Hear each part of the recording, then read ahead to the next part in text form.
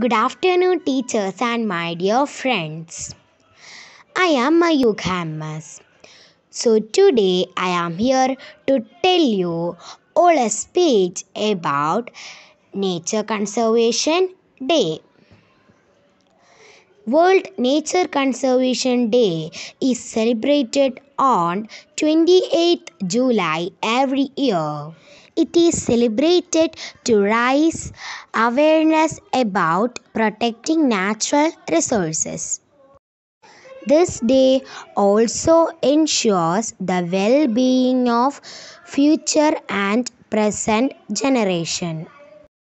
The main aim is to come together and conserve nature. Conservation of nature is wise utilization of natural resources. Therefore, the next generation it is necessary to preserve nature. So, save nature, save future. Thank you.